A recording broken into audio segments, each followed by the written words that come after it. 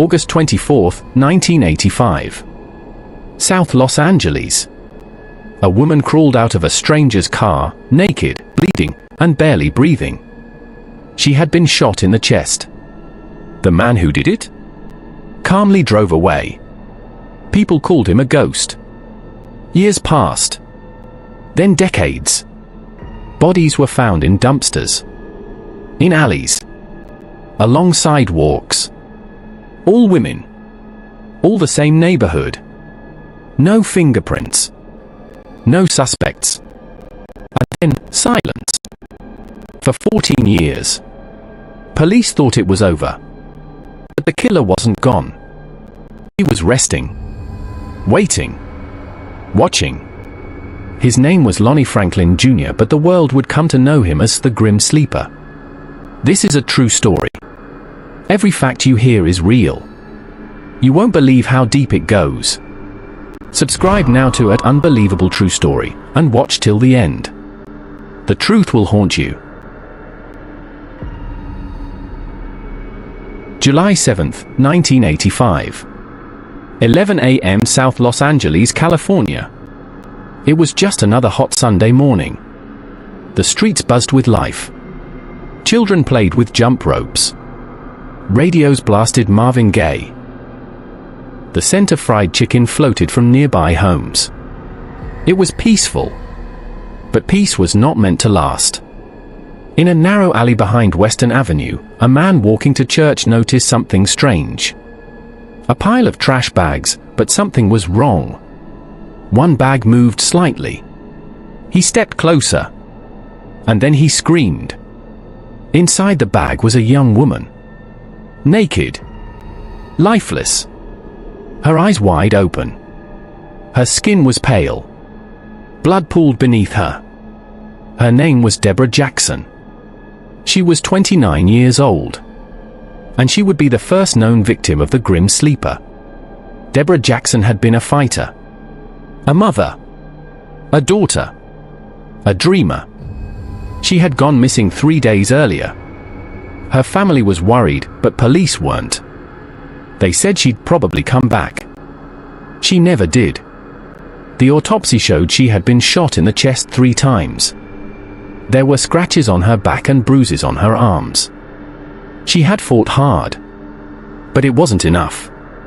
The killer left no fingerprints. No weapon. No sign of struggle at the scene. Just silence. 8 months later, another woman was found. Henrietta Wright, 34. She was found under a mattress in an alley. Then came Barbara Ware, 23. Dumped near the same neighborhood. Then Benita Sparks. Then Mary Lowe. Then more. All of them black women. All shot. Most left in alleys or trash. Their lives erased like they never mattered. Still, the city stayed quiet. The victims' families cried for help. But police weren't listening. They said things like, they were drug users. They were prostitutes. It's probably gang-related. They were wrong. These women had names. Lives. Families. But the killer knew something dangerous. The world wouldn't look too hard if the victims weren't rich or white. And he was right. By 1988, 10 women were dead.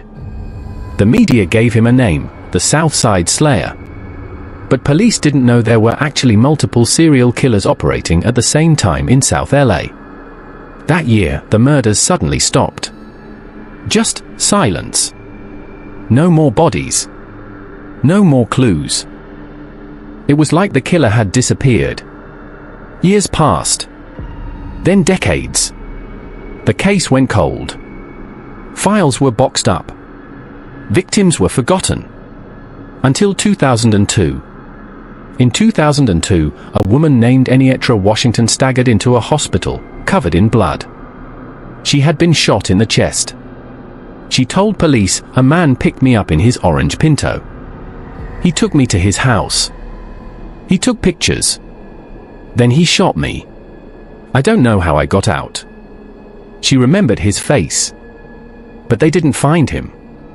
the case went quiet again. But Enietra's story would become the key to everything. In 2008, LAPT launched a new task force to look into old murders. They called it the 800 Task Force, a group of detectives assigned to review 800 unsolved murders in South LA. They started running DNA tests on old evidence. One sample from a 1987 murder came back with something shocking. It wasn't a full match. It was a familial match. Someone related to the killer had recently been arrested. That person was a young man in his 20s. His father? Lonnie Franklin Jr. And when detectives dug into Lonnie's past, they were stunned. Lonnie Franklin Jr. was not a monster on the outside. He was funny, charming, a father, a neighbor who fixed cars and offered you lemonade. He lived on 81st Street for over 30 years. He had a garage full of tools. He helped elderly women with their groceries. No one suspected him. But behind that smile was something dark. Something evil. And when police looked closer, the pieces started to fit. Enietra Washington's description matched Lonnie. The car matched. His job gave him access to city trash routes near the body dump sites. Still, they needed proof. In 2010, detectives went through Lonnie's trash. Inside, they found DNA swabs from pizza crusts, a used napkin, an empty beer can. They ran tests. The DNA matched the semen found on several murder victims. It was him. They got a warrant. Searched his home. What they found inside shocked the world. Inside Lonnie Franklin's garage, police found a box. In it were 180 photographs of women. Some smiling. Some unconscious. Some clearly dead. Many were never identified. The photos spanned decades. Detectives realized Lonnie never stopped. He had just gotten better at hiding.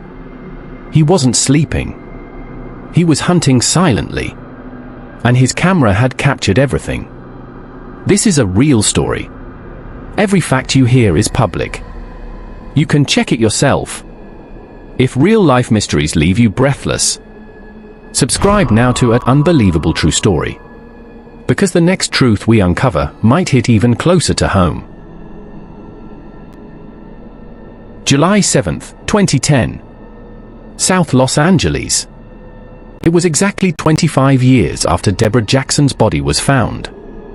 At 8:20 a.m., police knocked on the door of Lonnie Franklin Jr. He answered, calm as always. They told him he was under arrest for the murder of Deborah Jackson and 9 others.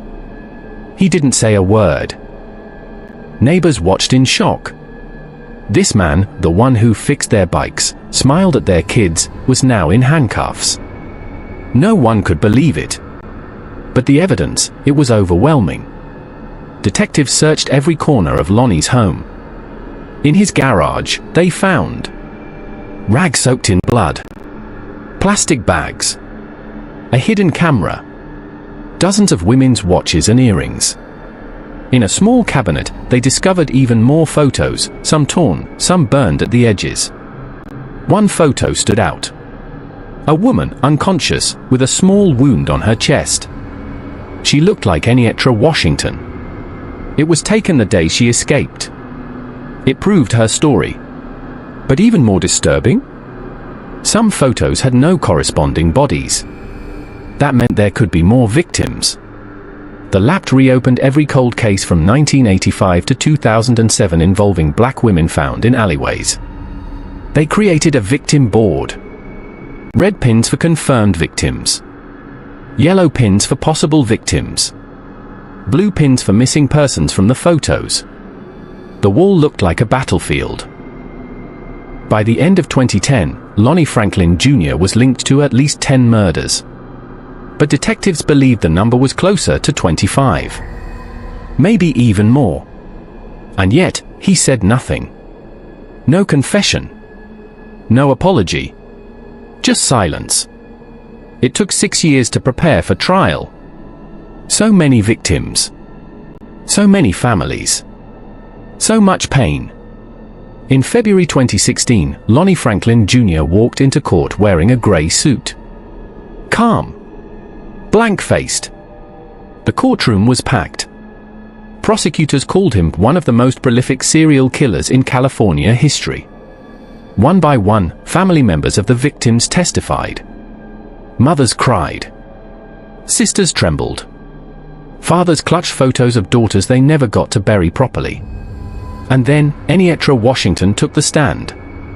She was the only known survivor. She stood tall. Calm. Her voice cracked but never broke. He picked me up on Western Avenue, she said. He was smiling. Seemed friendly. He offered me a ride. Then he drove to his house. Took me inside. Said he needed to grab something. Then he pulled out a gun. The room went silent. He shot me in the chest. I fell. He took a picture of me. I pretended to be dead. That photo had been found in Lonnie's house. It matched her injuries exactly. She looked at him across the courtroom. He thought I died. But I didn't. After 3 months of testimony, the jury returned with a verdict. Guilty on all 10 counts of murder. The judge looked at Lonnie Franklin Jr. You are a predator, he said. You preyed on the vulnerable. And you showed no remorse. The sentence was swift. Death.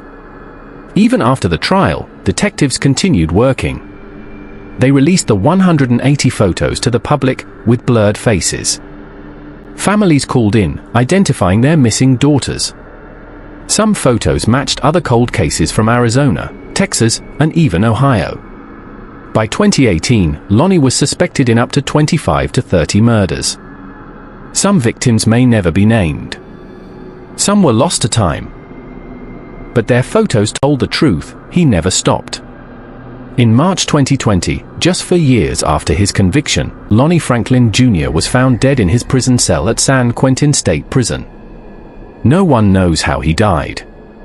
The official report said natural causes. But the truth? We may never know. No final confession. No apology. No answers for the family still waiting. Just silence. The same silence that covered his crimes for decades. Today, a memorial wall exists in South Los Angeles. It's made of photographs. Not just of victims, but of the community that was ignored. Activists fought to have their names remembered. Mothers visit the wall and place candles. Some bring flowers. Some bring justice. And some bring silence. Final narration. He lived among them. Smiled at them. Helped them. And then he killed them. For 25 years, no one saw him. Or maybe no one wanted to. Have you heard this story before?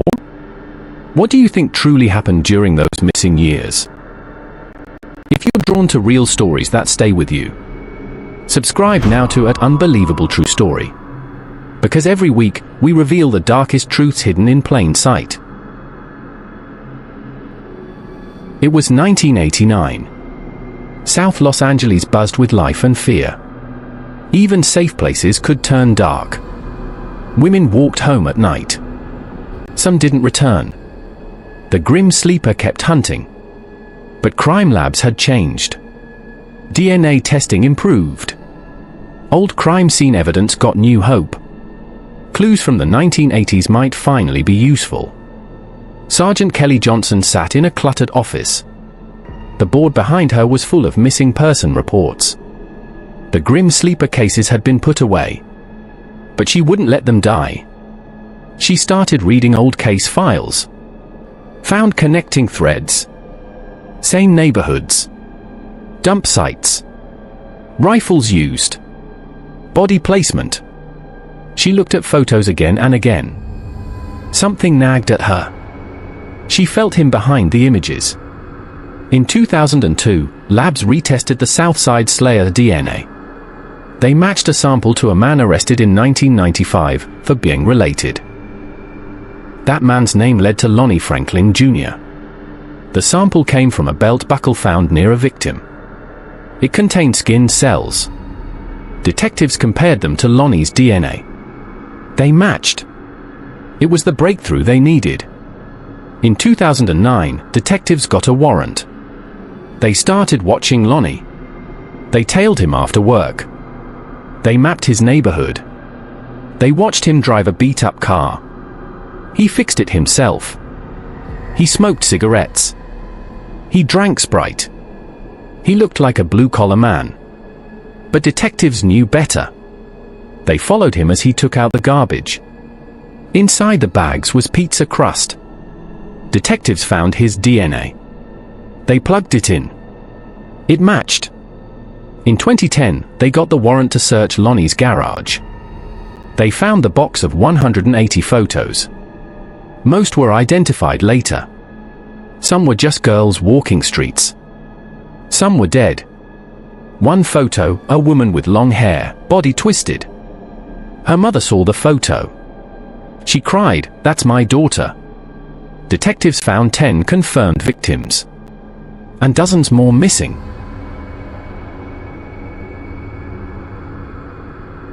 The community reacted. Protests. Marches.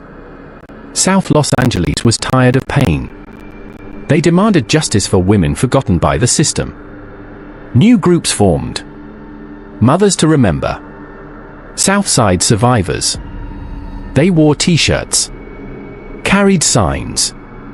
They stood in front of police stations and said, "We will not be silent. We will not forget." The media finally listened. In 2015, prosecutors reviewed 10 cases.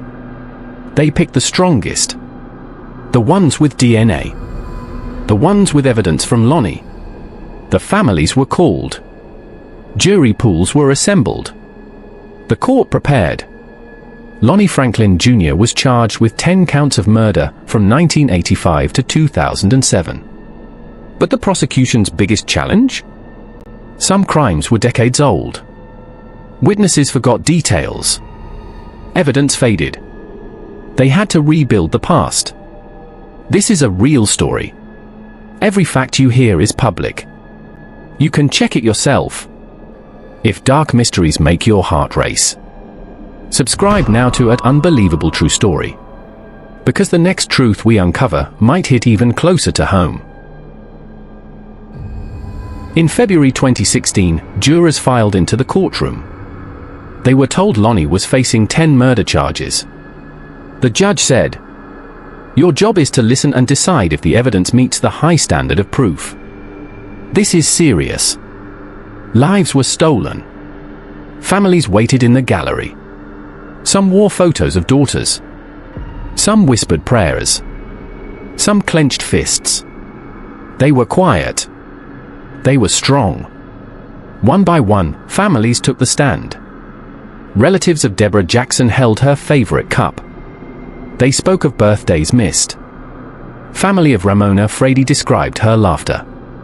Michael Alexander's sister wore her photo. She asked quietly, "Why him?" Each story painted a person.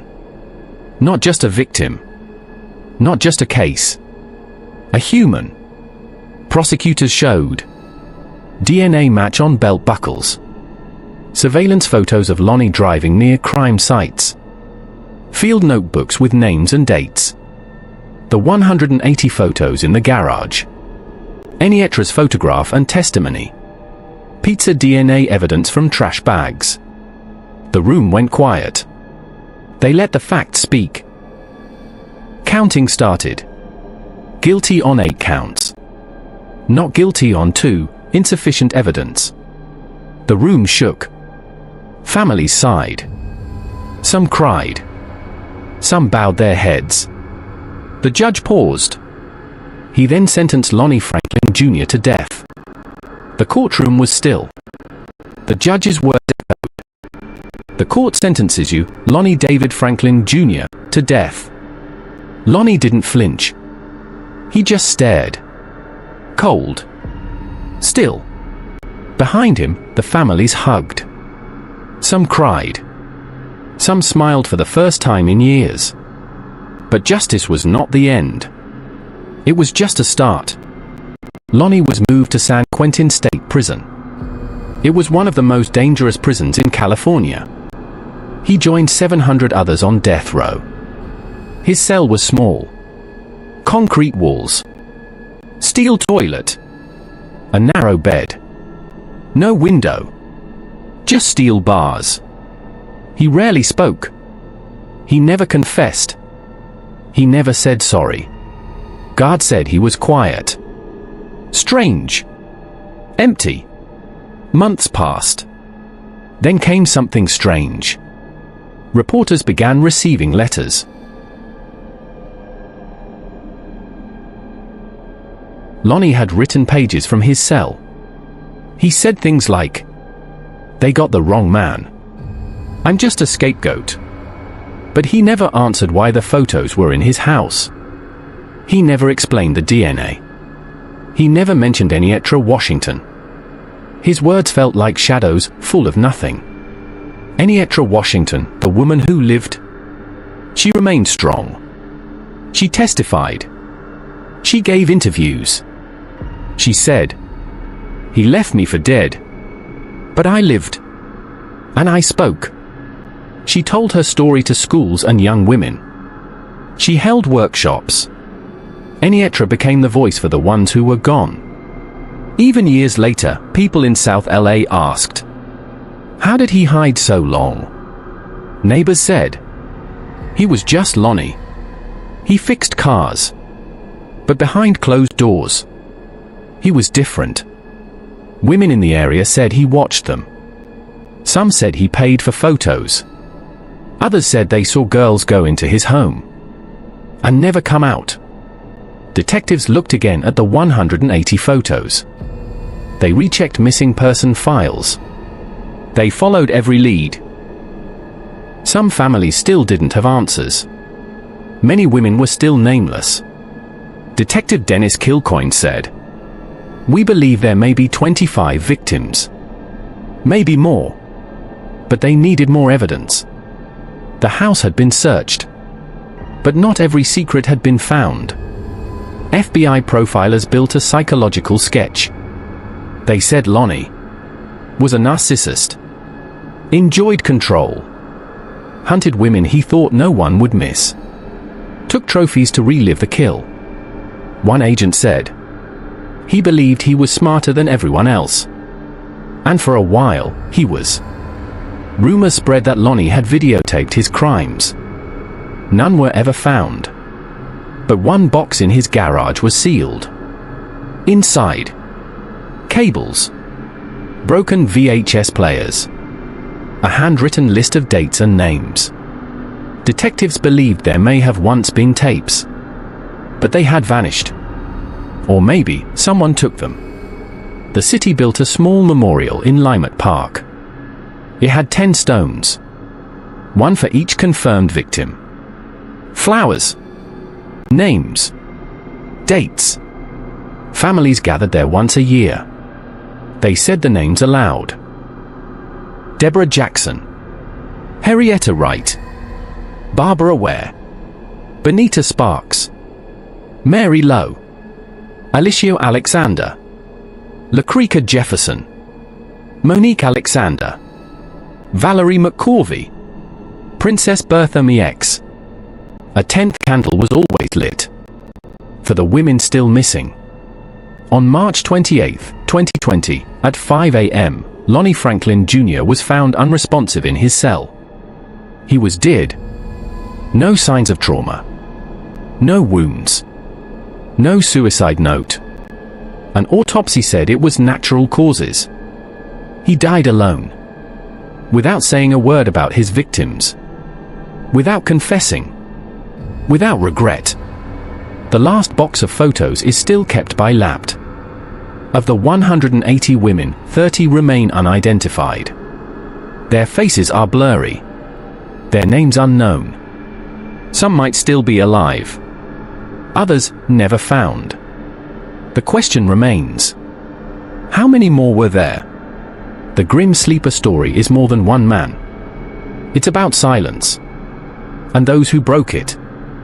It's about a system that looked the other way. And people who stood up and said, "No more." And today, that garage sits locked. The car rusts in the sun. The house is quiet. But the air still feels heavy, as if it remembers what happened there. Have you heard this story before? Do you think Lonnie told everything he knew? If true crime haunts you, if you believe in justice that never sleeps, subscribe now to Unbelievable True Story. Because next time, the silence might be hiding a truth even darker. The spring of 2020 brought a haunting calm to San Quentin State Prison. No alarms. No visitors. No final goodbye. At 5 a.m. on March 28, 2020, guards made their rounds. They reached Lonnie Franklin Jr.'s cell. No response. He was found seated, slumped to the side. Eyes closed. No signs of struggle. No note. Just silence. His death was marked as natural causes. News outlets reported. Grim sleeper found dead in cell. There were no last words. No apology. No confession of hidden victims.